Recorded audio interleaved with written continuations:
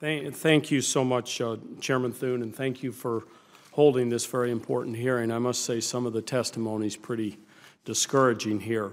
There were 846,188 New Mexicans whose identity and possibly their creditworthiness was endangered by the blatant carelessness of Equifax employees. When you previously testified, Mr. Smith, you specifically said that the data was stored in plain text and had not been encrypted.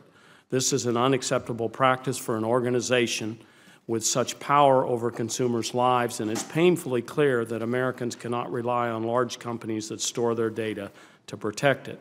As one possible solution, Congress should consider banning the use of unverified Social Security numbers in commerce. There is the potential for strong bipartisan support for this. Social Security numbers were never intended to be used as universal online IDs. I'm glad to hear that the White House is looking at this idea, and Congress should also evaluate this possibility as well. In that regard, this committee should take a closer look at the work that the National Institute of Standards and Technology has initiated with the Trusted Identities Group to develop secure online IDs and to ban the use of unverified Social Security numbers. I look forward to working with others and building on the work this group has already undertaken. The following are yes or no questions for all the panelists, and I'm interested in banning the use of unverified Social Security numbers. Is it necessary for online commerce to rely on a Social Security number? Mr. Bars.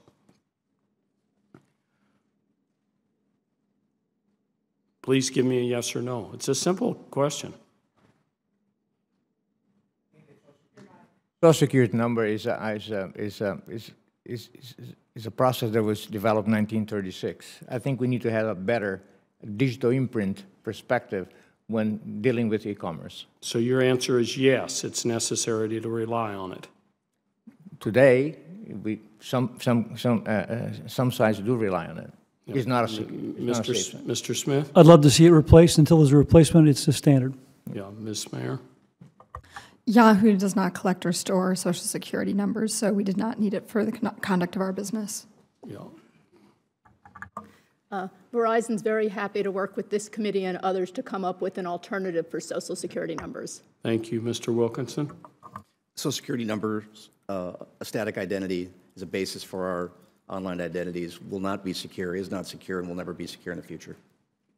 Do your businesses, another yes or no question, do your businesses require a consumer's Social Security number before you will do business with them?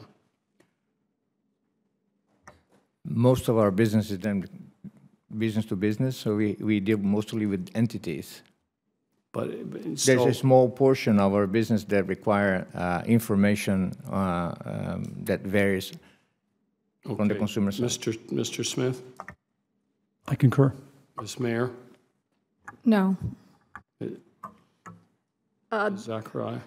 The answer is no, but it is part of, it's not a requirement, but it is part of a typical way that we'll go through a credit check for a new customer. Mr. Wilkinson? We're focused in the B2B area, and I don't collect consumer information or Social Security numbers. Thank you. Another question. Do you think the development of a security digital ID could break the cycle of data breaches and identity theft? Yes. Yes. I think it's necessary, but not necessarily sufficient. Yes. Yes. And the final one, do you think it's worthwhile for Congress to consider legislation to restrict the use of unverified Social Security numbers and other personal information while promoting the use of secure digital identification?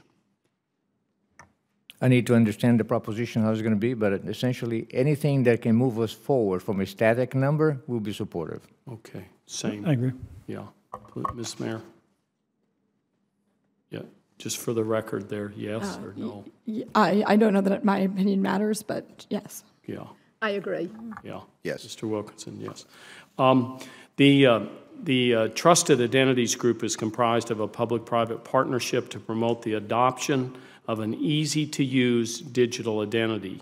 And I'll just ask the final question here. I was wondering if you'd worked with this group, but since I'm running out of time here, will you commit to working with my office on ways to improve the current working group and expand its efforts? Definitely. Thank you. Mr. Smith? Yeah. Ms. Mayor? Yeah. Ms. Sakurai? Absolutely. Thank you. Thank you. Thank you Yes. very much, Mr. Chairman, and really appreciate you holding this hearing. I know that there was great interest on both sides of the aisle, and I think what I've seen today, I've been here for a long time, listening today to the testimony, there are a lot of good ideas, and hopefully we can find a bipartisan way to really deal with a very tough situation. Thank you very much. Agreed. Thank you, Senator Udall.